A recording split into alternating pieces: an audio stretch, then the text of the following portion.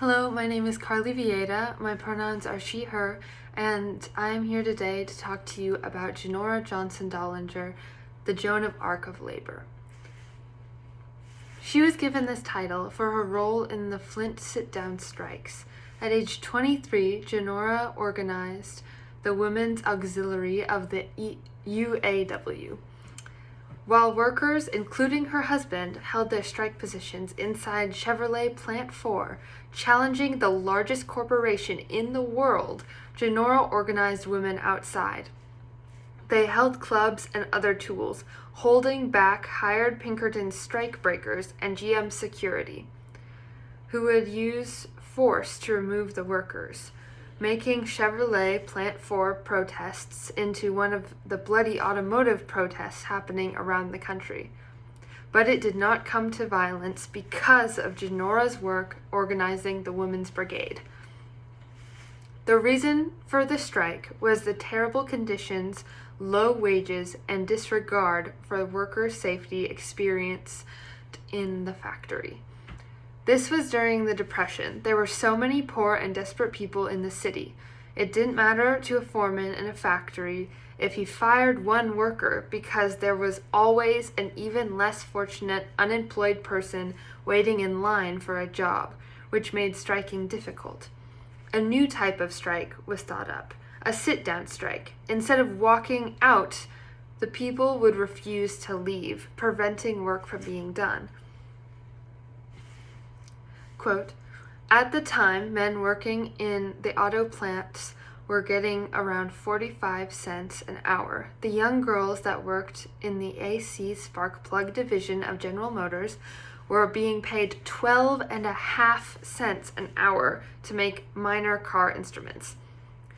That was the only plant that employed women," end quote. Oftentimes, these people were the sole breadwinners for their family, including the young girls who were desperate to keep their jobs and whose medical records would often trace sexually transmitted diseases back to the foreman of the company.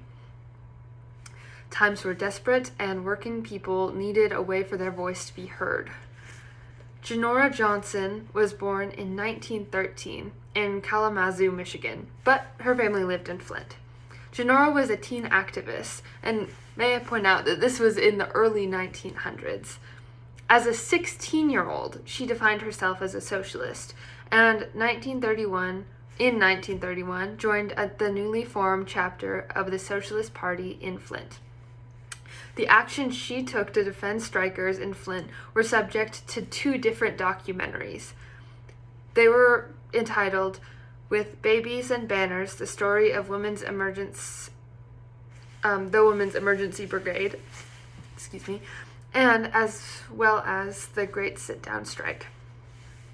After her activism during the War and Depression, Genora served on a committee looking into the, quote, "brutal beatings of 2 prominent members," end quote, of her community. However, before the committee could act, Genora herself became the 3rd victim. At night, safe in bed, she was attacked and beaten with a lead pipe. 6 years later, the Senator Coffer investigating committee confirmed that the beatings of 5 Briggs workers and the shooting of Walter and Victor Reuther were instigated by well-known Detroit corporate officials in collusion with the mafia, end quote. She kept fighting for civil liberties. From 1960 to 1966, Genora was the development director of the Michigan American Civil Liberties Union. She was one of the first presidents of Women for Peace, an anti-Vietnam organization, and while in office, enlisted most of Detroit's union leaders into public opposition of the war. Her entire life, she remained an advocate for disadvantaged people. She truly was the Joan of Arc of labor.